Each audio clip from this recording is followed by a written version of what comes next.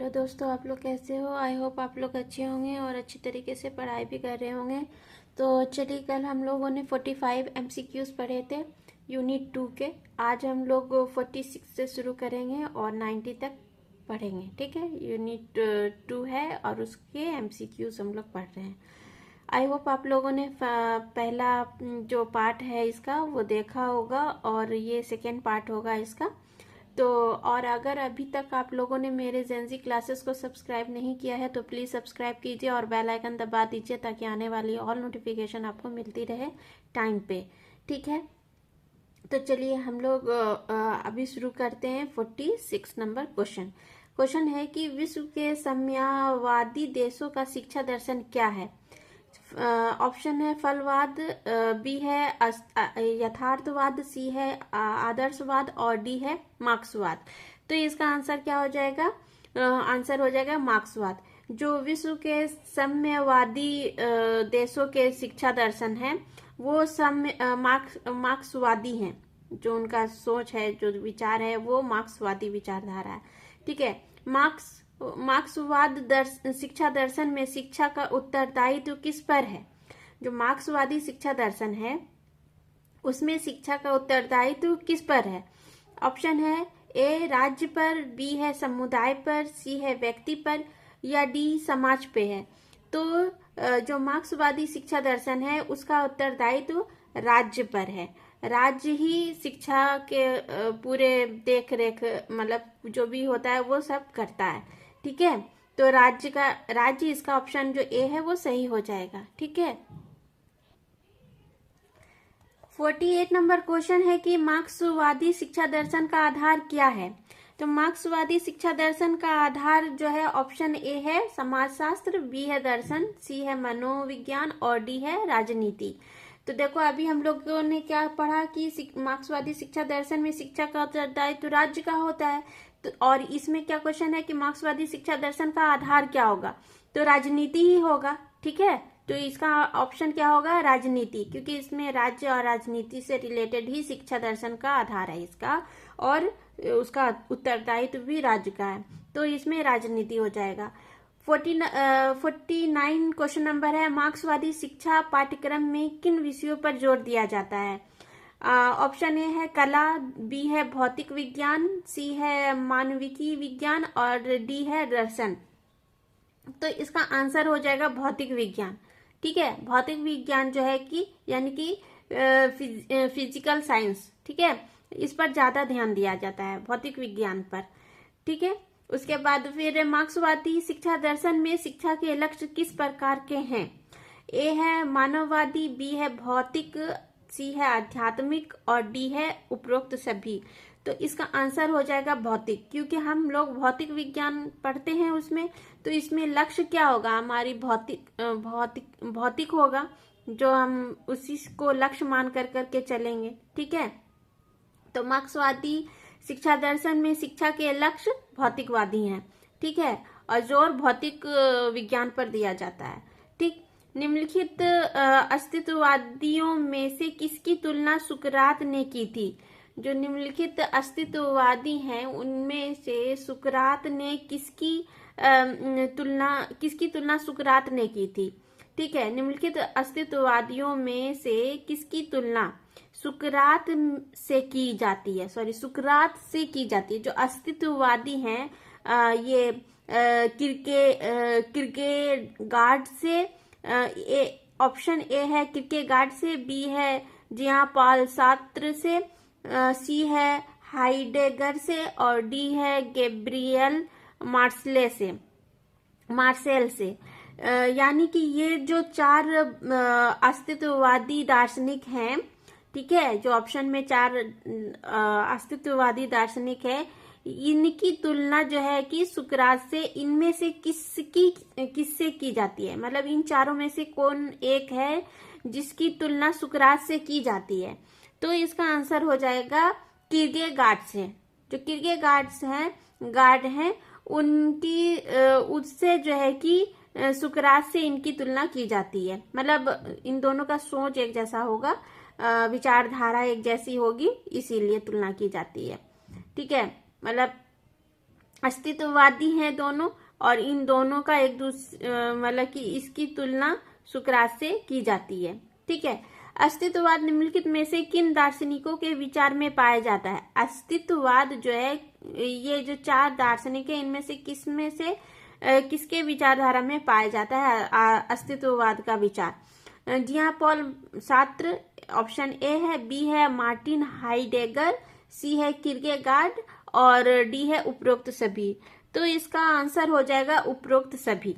देखो ये चारों ये जो 3 जो है क्या बोलते हैं अस्तित्ववाद के दार्शनिक जो है, ये तीनों ही हैं। ठीक है, इसलिए इसका ऑप्शन उपरोक्त सभी हो जाएगा। प्राचीन यूनानी दर्शन में निम्नलिखित में से कौन अस्तित्ववादी था? प्लूटो था, सुकरात था, प्रोटेगोरस था, या अरस्तु था? तो इसका आंसर हो जाएगा सुकरात। ठीक है, प्राचीन यूनानी दर्शन में निम्नलिखित में से कौन अस्तित्ववादी था? सुकरात था। ठीक है, यानी कि सुकरात से अस्तित्ववादी था, इसी की तुलना इससे की जाती है। तो यही पूछ रहा है कि प्राचीन यूनानी दर्शन में निम्नलिखित में से कौन अस्तित्ववादी था? तो सुकरात था। ठीक है, अब क्वेश्चन नंबर 54 है कि 54 है कि अस्तित्ववाद की उत्पत्ति निम्न में से किससे मानी जाती है? आत्मनिष्ठता से, परकीकरण से, निराशा से, या उपरोक्त सभी से? तो इसका आंसर हो जाएगा कि अस्तित्ववाद की उत्पत्ति निम्नलिखित में से किससे की जाती है? तो आत्मनिष्ठता से, परकीकरण से, निराशा से, उपरोक्त सभी से। तो अस्तित्ववाद की तुलना उपरोक्त सभी से की जाती है। ठीक है, उसके बाद 55 क्वेश्चन है, निम्नलिखित अस्तित्ववादियों में से किसने ईसाई धर्म की आलोचना की है? ऑप्शन ए है किरकेगार्ड ने, बी है हाइडेगर ने, सी है नीत्शे ने, और डी है जयापाल सार्त्र ने। तो इसका आंसर जो हो जाएगा नीत्शे ने। ये जो नीत्शे हैं वो अस्तित्ववादी हैं, और ये जो है कि ईसाई धर्म की आलोचना करते हैं। और क्वेश्चन नंबर 56 है कि अस्तित्ववादी दर्शन निम्नलिखित में से किन मनोवैज्ञानिक तत्वों पर आधारित है? एकाकीपन पर, अंतर्द्वंद पर, आत्मनिष्ठता पे, या उपरोक्त सभी? तो इसका भी आंसर उपरोक्त सभी हो जाएगा। मोस्टली ज्यादा जो होता है उपरोक्त सभी वो होता है, सही होता है, लेकिन आंसर जो ऑप्शन होना चाहिए वो भी सही होना चाहिए, तभी उपरोक्त सभी हो जाता है, क्योंकि ये उपरोक्त सभी कभी कभी गलत भी होता है, तो ध्यान से। ठीक है, एच.जे. ब्लैकहम के अनुसार प्राचीन यूनान में अस्तित्ववाद के समक्ष कौन से आंदोलन थे? जो एच.जी. ब्लैकहम हैं, इनके अनुसार जो प्राचीन काल में अस्तित्ववाद के जो समक्ष थे, मतलब जो उनके साथ थे, समक्ष थे, कौन से आंदोलन थे? तो कौन कौन से आंदोलन हुए थे उस टाइम में? तो स्टोइक, प्रोटेस्टेंट आंदोलन, उपरोक्त दोनों, या इनमें से कोई नहीं? तो इसका आंसर हो जाएगा उपरोक्त दोनों। ठीक है, इसका आंसर क्या हो जाएगा? उपरोक्त दोनों ही आंदोलन अस्तित्ववाद का जो था वो इनके समक्ष हुआ था। अस्तित्ववाद का लक्ष्य निम्नलिखित में से किसकी खोज है? अस्तित्ववाद का लक्ष्य निम्न में से किसकी खोज है? सत्य की, ईश्वर की, संभूति की, या जगत की? मतलब जो अस्तित्ववाद है सच में वो किसकी खोज करता है? तो ये जो खोज करता है जो है कि किसकी खोज करता है? तो सत्य की करता है। ठीक है, सत्य की करता है। अस्तित्ववाद का लक्ष्य निम्न में से किसकी खोज है? तो सत्य की, मतलब सत्य की खोज करता है। ठीक है, जब अस्तित्व, किसी भी चीज का अस्तित्व होगा, जब सत्य होगा, सही होगा, तभी तो अस्तित्व है। जो हमारा अस्तित्व है, जो आपका अस्तित्व है, जो इस जगत का अस्तित्व है, ये सब सही है। ये जो ब्रह्मांड है, ये जो यूनिवर्स है, ठीक है, ये जो पृथ्वी है, सूरज है, चांद है, तारे हैं, ये सब जो अस्तित्व है में है, ये सब सच हैं। तो ये जो अस्तित्ववाद है ये सत्य की ही खोज करता है। ठीक है, निम्नलिखित अस्तित्ववादियों में से किसका दर्शन सबसे अधिक क्लिष्ट है? तो हाइडेगर, ऑप्शन ए हाइडेगर है, बी है किरकेगार्ड, सी है जयापाल सात्र और डी है नीत्शे। तो इसका आंसर हो जाएगा हाइडेगर। हाइडेगर जो दार्शनिक हैं वो सबसे अधिक क्लिष्ट, इनका जो सोच विकार है क्लिष्ट है। ठीक है, अब हम 60 नंबर क्वेश्चन नंबर 60 है कि अस्तित्ववाद में से किसे साहित्य नोबेल पुरस्कार दिया गया था? ऑप्शन ए है मार्टिन हाइडेगर, बी है किरकेगार्ड, सी है जयापाल सात्र या डी गैब्रियल मार्सेल को। तो इसका आंसर हो जाएगा सी, जयापाल सात्र को दिया गया था साहित्य नोबेल पुरस्कार। ठीक है, अस्तित्ववाद के लिए। बीइंग एंड नथिंग निम्नलिखित में से किस दार्शनिक की रचना है? ये जो बुक है ये बीइंग एंड नथिंग, ठीक है, ये किस दार्शनिक की रचना है? ऑप्शन ए है हाइडेगर, बी है जयापाल सात्र, सी है किरकेगार्ड और डी है गैब्रियल मार्सेल। तो इसका आंसर हो जाएगा हाइडेगर। ठीक है, ये जो बुक लिखा था बीइंग एंड नथिंग ये हाइडेगर ने लिखा था। ठीक है, 62 नंबर क्वेश्चन है कि अस्तित्ववादी शिक्षा दर्शन का क्या योगदान है? परिवेश का महत्व, बी है आत्मगत ज्ञान, सी है संपूर्ण विकास और डी उपरोक्त सभी। तो इसका आंसर भी डी हो जाएगा, उपरोक्त सभी।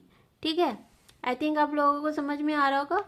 ऑप्शन बहुत इजी है और अच्छा है। अगर आप लोगों ने मेरे लॉन्ग और शॉर्ट क्वेश्चन को देखा है, समझा है, पढ़ा है तो ये सब आराम से आप कर लोगे। ठीक है, अब है कि क्वेश्चन नंबर 63 मेरे प्लेलिस्ट पे जो है कि यूनिट 1 और 2 के लॉन्ग और शॉर्ट और एमसीक्यू सारे हैं, आप देख सकते हो जा करके। और प्रैक्टिकल से रिलेटेड अगर आपको कोई भी जो है कि हेल्प चाहिए होगी तो मेरे प्लेलिस्ट पे सारे प्रैक्टिकल भी पड़े हुए हैं, आप जा करके उनमें से देख सकते हो और अपने प्रैक्टिकल को बना सकते हो। चलो ठीक है, तो अब है कि जो है कि हम लोगों ने पढ़ा कुछ 62 नंबर तक। अब है 63 शिक्षा में अस्तित्ववादी तथ्य क्या है? ए है आंतरिक सत्य का साक्षात्कार, मतलब जो अंदर से सत्य होता है उसका हम सही से साक्षात्कार करें, एनालिसिस करें, देखें, समझें। बी है जैविकीय विकास, सी है व्यावसायिक सफलता और डी है आध्यात्मिक विकास। तो इसका आंसर हो जाएगा ए, आंतरिक सत्य का साक्षात्कार। ठीक है, शिक्षा में अस्तित्ववादी तथ्य क्या है? आंतरिक सत्य का साक्षात्कार। क्वेश्चन नंबर 64 है कि कंक्लूडिंग अनसाइंटिफिक पोस्टस्क्रिप्ट। हाँ, इस बुक के लेखक कौन है? निम्नलिखित अस्तित्ववादियों में से किसकी रचना है? ये जो बुक लिखा गया है, देखिए बुक का नाम भी याद रखना भी बहुत जरूरी होगा, कौन से बुक किसने लिखे हैं। तो ऑप्शन ए है जयापाल सात्र की, बी है किरकेगार्ड की, हाइडेगर की या गैब्रियल मार्सेल की। तो इसका आंसर हो जाएगा किरकेगार्ड की। ये जो लिखा है किरकेगार्ड, देखिए इसको याद रखने का एक बहुत अच्छा तरीका यह है कि किरकेगार्ड की सी कंक्लूडिंग का से शुरू हुआ, कंक्लूडिंग। तो किरकेगार्ड भी क से शुरू हो रहा है इसका नाम, और कंक्लूडिंग। तो इसका आंसर जो बुक का नाम है उसका आंसर किरकेगार्ड होगा, ये आप याद रखिएगा। ठीक है, अब है 65 नंबर क्वेश्चन कि man in the modern age, ये निम्नलिखित में से किस दार्शनिक की रचना है? Man in the modern age, मतलब जो मॉडर्न एज के मैन होते हैं, मैन में मॉडर्न एज क्या है? तो क्या ये जो बुक है man in the modern age, ये किस दार्शनिक की रचना है? ऑप्शन ए है कार्ल जास्पर्सकी, बी है सारेन किरकेगार्ड की, सी है मार्टिन हाइडेगर की और डी है गैब्रियल मार्सेल की। तो इसका आंसर हो जाएगा जो है कि ए, कार्ल जास्पर्सकी। ठीक है। अब 66 है कि व्यक्त पदार्थों के विपरीत प्रकृति में निम्नलिखित में से कौन से धर्म पाए जाते हैं। ऑप्शन ए है अनाश्रित, बी है सर्वव्याप्त, सी है नित्य और डी उपरोक्त सभी। तो इसका आंसर होगा अनाश्रित। व्यक्त पदार्थों के विपरीत प्रकृति में निम्नलिखित में से कौन से धर्म पाए जाते हैं, तो अनाश्रित। ठीक है। 67 नंबर क्वेश्चन है कि निम्नलिखित में से कौन सा गुण गुरु, अवरोधक, उदासीन और अज्ञानमय है। ए है रजस, बी है सत्व और डी है तमस और डी है उपरोक्त सभी। तो इसका आंसर सभी होगा। निम्नलिखित में से कौन सा गुण गुरु, अवरोधक, उदासीन और अज्ञानमय है। रजस, सत्व, तमस, ये सभी है। ठीक है।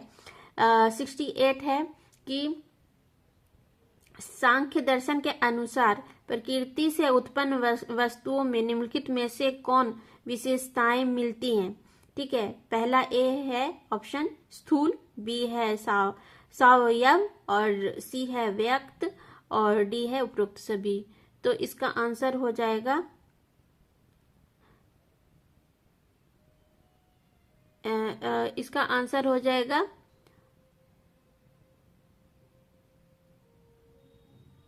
सॉरी, ये हम लोगों ने पढ़ा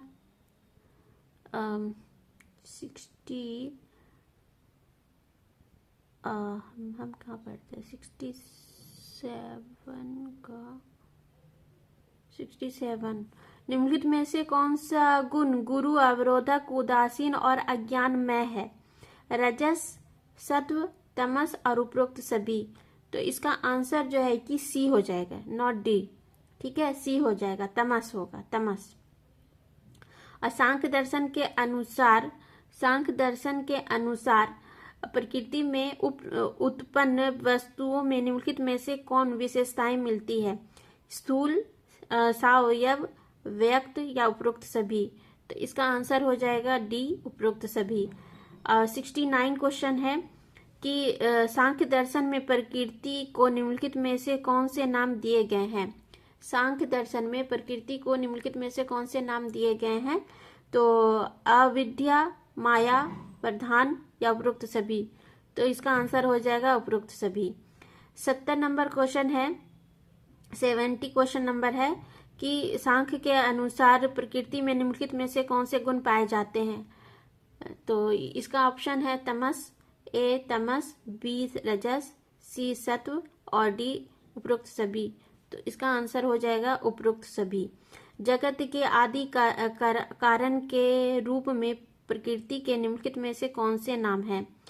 जगत के आदि कारण के रूप में प्रकृति के निम्नलिखित में से कौन से नाम हैं। ए हो जाएगा शक्ति, बी जड़, सी प्रधान और डी उपरोक्त सभी। तो इसका आंसर भी डी होगा, उपरोक्त सभी। ठीक है। अब क्वेश्चन नंबर 72 है कि निम्नलिखित में से किस गुण का रंग रक्त लाल माना जाता है। निम्नलिखित में से किस गुण का रंग रक्त लाल माना जाता है। तमस का, रजस का, सत्व का या उपरोक्त सभी का। तो इसका आंसर बी हो जाएगा, ऑप्शन नंबर बी रजस। रजस जो है उसका जो है कि लाल रंग, ये लाल रंग का होता है। गुणों के कारण संसार में निम्नलिखित में से कौन से प्रभाव दिखलाई पड़ते हैं। गुणों के कारण संसार में निम्नलिखित में से कौन से प्रभाव दिखलाई पड़ते हैं। उदासीनता, मोह, सुख दुख या उपरोक्त सभी। तो इसका आंसर हो जाएगा उपरोक्त सभी। देखो, गुण उदासीनता भी गुण है, मोह माया भी गुण है, सुख दुख भी गुण है और ये तीनों एक गुण है जो संसार में निम्नलिखित प्रभाव दिखलाई पड़ते हैं। इसके अलग अलग प्रभाव है। ठीक है, तो उपरोक्त सभी हो जाएगा। संसार की वस्तुओं के कारण प्रकृति में निम्नलिखित में से कौन सी विशेषताएं मिलती है। सूक्ष्म, निर्वयव और अव्यक्त या उपरोक्त सभी। तो इसका आंसर हो जाएगा उपरोक्त सभी। ठीक है। 75 नंबर क्वेश्चन है कि सांख्य दर्शन के अनुसार दुखों के निम्नलिखित प्रकारों में कौन से माने गए हैं, मतलब कौन सा दुख माना गया है संसार में, जो दुख है वो सब सांख्य दुख के अनुसार, सांख्य दर्शन के अनुसार हमको बताना है कि सांख्य दर्शन के अनुसार दुखों के निम्नलिखित प्रकारों में कौन से माने गए हैं, कौन सा दुख सांख्य दर्शन के अनुसार माना गया। आधि दैविक और आधि भौतिक, आध्यात्मिक या उपरोक्त सभी। तो इसका आंसर भी उपरोक्त सभी हो जाएगा, सभी दुख के प्रकार है। ठीक है। 76 हो गया कि सांख्य दर्शन के अनुसार कार्य कारण में निम्नलिखित में से क्या संबंध है। कार्य कारण में, कार्य और कारण, कार्य तो कार्य होता है जो हम काम करते हैं, और कारण किसी काम को काम करने का जो कारण होता है वो कारण होता है। ठीक है। हम कोई भी काम ऐवे ही नहीं करते। खाना भी पकाते हैं तो क्यों पकाते हैं, क्योंकि भूख लगती है तो हम खाना बनाते हैं और खाते हैं। ठीक है। पढ़ाई भी क्यों करते हैं, क्योंकि उसके पीछे भी एक कारण है, क्योंकि हमको पढ़ना है, पढ़ लिख के एक अच्छा इंसान बनना है और साथ में अच्छा कमाई भी करना है। ठीक है। तो ये सब काम करने के पीछे जो कारण है, तो कार्य या कारण में क्या संबंध है ये बताना है। तो यही संबंध है जो मैंने अभी बताया। खैर, इसके अकॉर्डिंग क्या संबंध है। असत्य कार्यवाद, ऑप्शन ए है असत्य कार्यवाद, सत्य कार्यवाद, उपरोक्त सभी या इनमें से कोई नहीं। तो इसका आंसर बी हो जाएगा सत्य कार्यवाद। मतलब असत्य कार्यवाद मतलब कि असत्य, मतलब कि कोई जो कार्य या कारण का संबंध है वो असत्य कार्यवाद है। मतलब कोई कार्य में सत्यता नहीं है, असत्य है, असत्य कार्यवाद है। असत्य कार्यवाद क्योंकि कोई भी काम हम करते हैं तो उसके पीछे क्या होता है, कारण होता है और वो सत्य होता है। हम खाना खाएंगे, भूख लगेगी तो खाना बनाएंगे, तो सत्य है ना। पढ़ रहे हैं क्योंकि पढ़ना जरूरी है, क्योंकि हमें पढ़ लिख करके अपने ऊपर डिपेंड होना है, फैमिली को देखना है, साथ में अच्छा इंसान भी बनना है। ठीक है। ऐसे अनपढ़ जाहिल तो नहीं रहना। तो ये सत्य है, तो सत्य कार्यवाद हो जाएगा। ठीक है। अब है 77, निम्नलिखित में से किसका सिद्धांत ब्रह्म परिणामवाद कहलाता है। ब्रह्म परिणामवाद क्या कहलाता है। ए अद्वैत का, बी विशिष्टता द्वैत का, और सी सांख्य दर्शन का, और डी द्वैत का। ठीक है। तो इसका आंसर हो जाएगा बी, विशिष्टता द्वैत का। ठीक है। इसका आंसर बी हो जाएगा। 78 है सांख्यकारिका नामक पुस्तक का लेखक निम्नलिखित में से कौन था। सांख्यकारिका ये किसने लिखा है। ए हो जाएगा नागार्जुन, बी कपिल, सी ईश्वर कृष्ण, और डी शंकराचार्य। तो ये कौन सा इनमें से किसने ये पुस्तक लिखा है। तो जो है कि पुस्तक का नाम है सांख्यकारिका। तो सांख्यकारिका लिखने वाले हैं ईश्वर कृष्ण। ठीक है। ईश्वर कृष्ण ने सांख्यकारिका लिखा है। देखो सांख मतलब शंख, शंख हम किसके सामने फूंकते हैं, ईश्वर के सामने। तो ईश्वर कृष्ण, इसको ऑप्शन में इस तरह से याद रखना है। सांख मतलब शंख, और शंख हम किसके सामने फूंकते हैं, ईश्वर के सामने। तो ईश्वर कृष्ण जो है ये आंसर सही है। सांख्य दर्शन में सत्य कार्यवाद को सिद्ध करने के लिए निम्नलिखित में से कौन सी युक्तियां दी गई है। मतलब कि सांख्य दर्शन में सत्य कार्यवाद जो है, जो काम करने के पीछे जो सत्यता है, वो कार्यवाद को सिद्ध करने के लिए निम्नलिखित में से कौन सी युक्तियां दी गई है, कौन से पॉइंट दिए गए हैं। तो ए है, ऑप्शन ए है कारण भावात, बी है उपादान ग्रहणपात ग्रहणात, सी है असद करनात, और डी उपरोक्त सभी। तो इसका आंसर उपरोक्त सभी हो जाएगा। ठीक है। और क्वेश्चन नंबर 80 है। क्वेश्चन नंबर 80 है कि सांख्य दर्शन के अनुसार आत्मानात्मा में भेद न होने का प्रमुख कारण निम्नलिखित में से क्या है। अविद्या है, भवचक्र है, बंधन है, इंद्रिय प्रत्यक्ष है। तो इसका आंसर हो जाएगा ए, अविद्या है, मतलब कि आत्मा ना आत्मा, मतलब आत्मा नहीं है, और आत्मा और आत्मा जो हम लोग बोलते हैं वो आत्मा ना आत्मा में भेद में कोई सत्य नहीं है। और इसके पीछे क्या मतलब कि है, क्या रीजन है? भेद ना होने के कारण प्रमुख मतलब कि सांख्य दर्शन के अनुसार आत्मा नात्मा में भेद ना होने का प्रमुख कारण निम्नलिखित में से क्या है?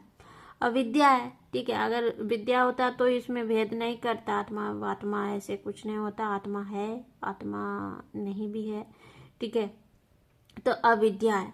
ठीक है, क्वेश्चन नंबर 81 है, कमेनियस की विचारधारा के अनुसार, कमेनियस की विचारधारा के अनुसार बालक को ज्ञान दिया जाना चाहिए ज्ञानेंद्रियों द्वारा। ऑप्शन ए है, बी है पुस्तकों द्वारा, सी है अनुभव द्वारा, और डी है उक्त में से कोई नहीं। तो इसका आंसर क्या हो जाएगा? ए, ज्ञानेंद्रियों द्वारा, मतलब उसके ज्ञानेंद्रियों के द्वारा बच्चे को जो है कि शिक्षा दी जानी चाहिए। ये कमेनियस के विचारधारा है।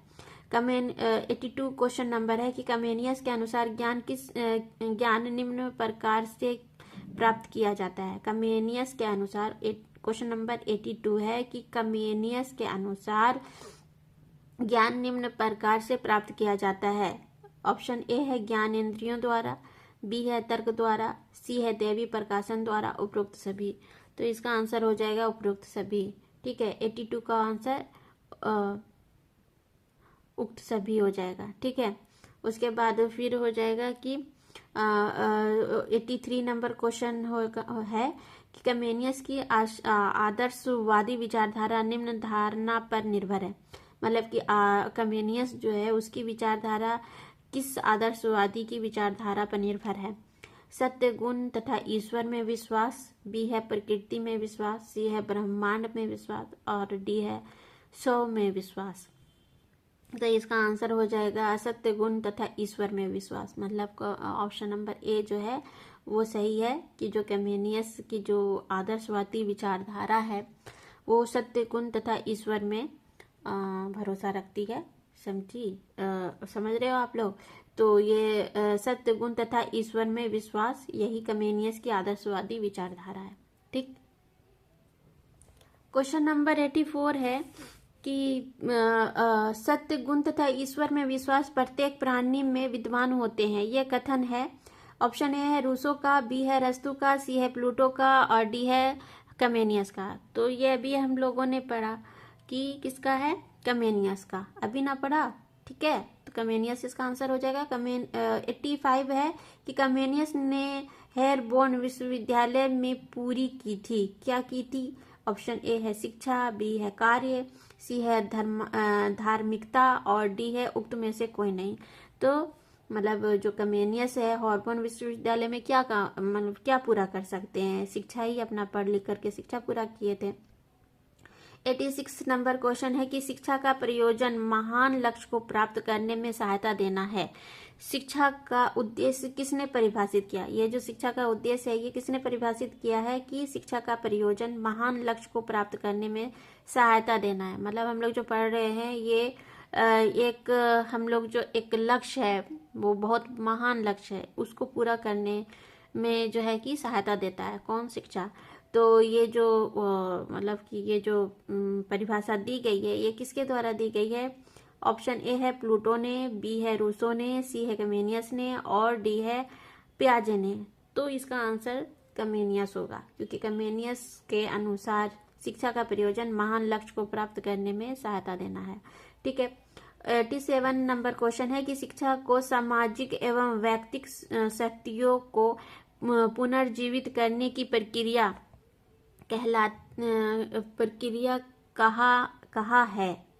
कहाँ है? यह परिभाषा शिक्षा के लिए किसने दी है? ऑप्शन ए है कमेनियस ने, बी है रटके ने, सी है पियाजे ने, और डी है गुड ने। तो इसका आंसर हो जाएगा कमेनियस ने। ठीक है, शिक्षा को सामाजिक एवं व्यक्तिक शक्तियों को पुनर्जीवित करने की प्रक्रिया कहाँ है? यह परिभाषा शिक्षा के लिए किसने दी है? तो कमेनियस ने। 88 नंबर क्वेश्चन है कि मन को विचार के लिए विषय वस्तु ज्ञानेंद्रियों से मिलती है। मन को विचार के लिए, मन को मतलब कि मन को जो सोचने के लिए जो विषय वस्तु, जो सब्जेक्ट मिलता है, वो कहाँ से हमको मिलता है? ज्ञानेंद्रियों से मिलता है। ये कौन बोला? ये संकेत मिलता है। ए, ऑप्शन ए है शिक्षा दर्शन में, बी है कमेनियस के मनोविज्ञान में, और सी है दर्शन शास्त्र में, और डी है उक्त में से कोई नहीं। तो इसका आंसर हो जाएगा बी, मतलब कमेनियस के मनोविज्ञान में। ये जितना भी बात का बोला जा रहा है, ये कमेनियस के ही द्वारा बोला जा रहा है। ठीक है, तो मन को विचार के लिए, मन को विचार के लिए मतलब मन को सोचने के लिए, इस बात को मैं खोल के बता रही हूँ आपको कि मन को सोचने के लिए जो हमें पॉइंट मिलता है या एक टॉपिक मिलता है, वो ज्ञानेंद्रियों से मिलता है, ये बोलने का मतलब है। ये संकेत मिलता है इससे शिक्षा दर्शन में, कमेनियस के मनोविज्ञान में, दर्शन शास्त्र में, या उपरोक्त को में से कोई नहीं। तो बी आंसर इसका सही हो जाएगा। 89 क्वेश्चन है कि शक्ति मनोविज्ञान के अनुसार व्यक्ति के मन में कई विभाग होते हैं, जिसमें से निम्न प्रमुख है। मतलब शक्ति मनोविज्ञान के अनुसार, जो शक्ति मनोविज्ञान है उसके अनुसार मन के कई विभाग होते हैं। जो शक्ति मनोविज्ञान है उसके अनुसार मन के बहुत सारे विभाग होते हैं, बहुत सारे विभाग मतलब भाग होते हैं, पार्ट होते हैं। ठीक है, यह संकेत मिलता है, किससे मिलता है? तो जो है कि शिक्षा दर्शन में, और सॉरी 89 हम पढ़ रहे थे कि शक्ति मनोविज्ञान के अनुसार व्यक्ति के मन में कई विभाग होते हैं, जिनमें से निम्न प्रमुख है। ऑप्शन ए है स्मरण कल्पना, बी है अवधान या तर्क, सी है विचार, और डी है उपरोक्त सभी। तो इसका आंसर उपरोक्त सभी हो जाएगा। क्वेश्चन नंबर 90 है और लास्ट है कि संसार में कहीं एक ऐसा शिक्षण शास्त्र का विद्यालय खोला जाए जिसमें सब देशों और जातियों के वैज्ञानिक शोध करें। यह कथन है। ऑप्शन ए है प्लूटो का, बी है कमेनियस का, सी है रूसो का, और डी है अरस्तु का। तो इसका आंसर क्या हो जाएगा? बी, कमेनियस का। ठीक है, कमेनियस का कहना था कि संसार में एक ऐसा शिक्षण शास्त्र का विद्यालय खोलना चाहिए जहां सब देशों की जो है कि सब देशों और जातियों के वैज्ञानिक शोध किए जाएं। ठीक है, ये कथन कमेनियस का है। ठीक, तो आई थिंक आप लोगों को यहाँ तक कोई प्रॉब्लम नहीं होगी, तो और समझ में भी बहुत अच्छे से आया होगा। अब हम जो है कि इसका आगे का कल से हम यूनिट 3 पढ़ेंगे और चैप्टर 4। ठीक है, तो आप लोगों ने अगर मेरे अभी तक जेंजी क्लासेस को, मेरे चैनल जेंजी क्लासेस को सब्सक्राइब नहीं किया है तो प्लीज़ सब्सक्राइब कीजिए और बेल आइकन दबा दीजिए ताकि आने वाली और नोटिफिकेशन आपको मिलती रहे।